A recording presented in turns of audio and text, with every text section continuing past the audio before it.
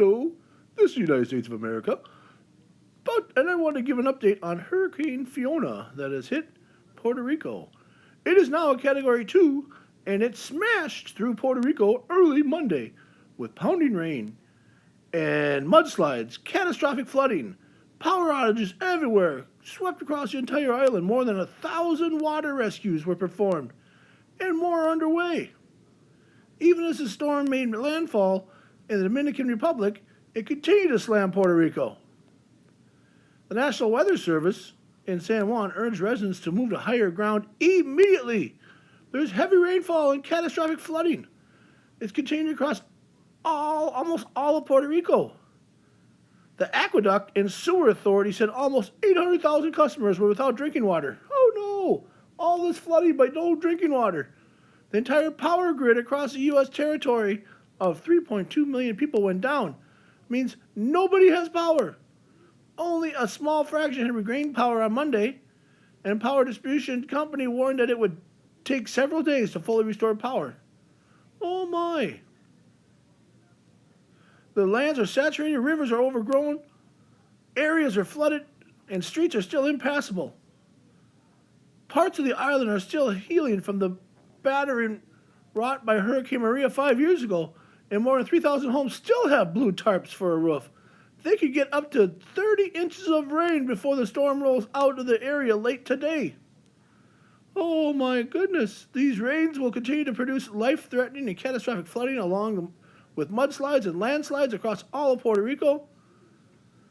Life-threatening flash and urban flooding is likely for eastern portions of the Dominican Republic. Everybody, please keep your thoughts and prayers for Puerto Rico. And on a different note, up in Alaska, they got hit by a typhoon. I believe it was called Typhoon Murdoch. We're going to switch it over to our good friend Alaska to get an update on that. Yo, I pity the people of Alaska. They got Typhoon Murdoch, a historic storm that blasted western Alaska Friday and Saturday with hurricane-force winds over 50-foot seas and coastal flooding. It hasn't seen like this in decades, leaving homes flooded, roads washed away, and power out to a wide area. Oh, those poor people. Man, you don't do that to Alaska. I pity anybody else who tried to come here. What used to be Typhoon Murdoch morphed into a powerful northern Pacific storm. Not as powerful as me, as it raced nearly due north and pushed through the Aleutian Islands Friday into the Bering Sea Saturday, bringing a dangerous storm surge, inundating coastal villages and towns under several feet of water for hours. Imagine how cold that is. Up in Alaska, being flooded. Oh, very cold. The governor, Mike Dunleavy, declared a state disaster area Saturday morning and was set to ask the U.S. government for federal disaster declaration on Monday. Despite the record-breaking impacts, the Emergency Operations Center had not received any reports of injuries. Well, isn't that nice? They have people up in Alaska, they're tough people.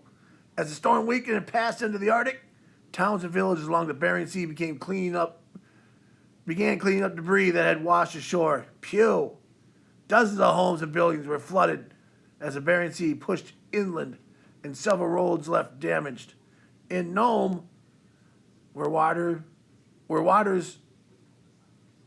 the storm surge reached just over 10 feet, 7 feet above the high tide line.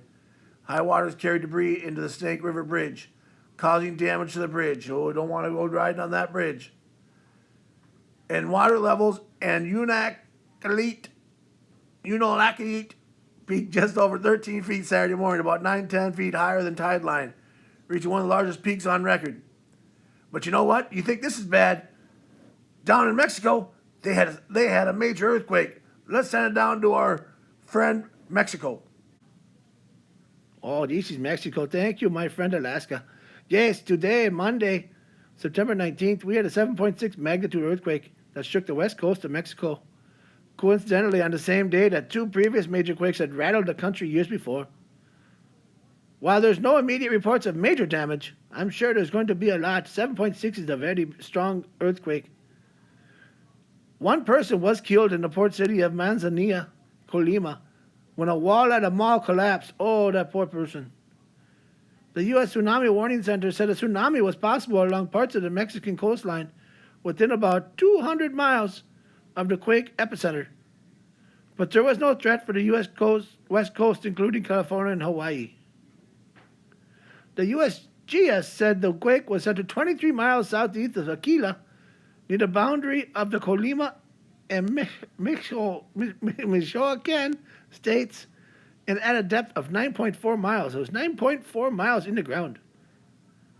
Michigan's Public Security Department said there was no immediate reports of significant damage in that state beyond some cracks in buildings in the town of Coalacuman. Mexico City Mayor Claudia Sheinbaum also tweeted that there were no reports of damage in the capital. Holy moly, we got very lucky. The quake hit on the same day as major quakes in 1985 and 2017. Alarms for Monday's quake came less than an hour after alarms sounded in a nationwide earthquake simulation to mark the previous quakes. Isn't that amazing? It's a coincidence that this is the third September 19th earthquake. There's no physical reason or statistical bias toward earthquakes on any given month in Mexico. As many as 10,000 people were killed in 1985, which had a magnitude of 8.0.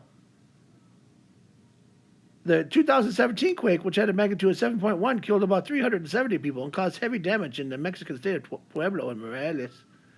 So we got lucky today. So far, we don't see no major damage.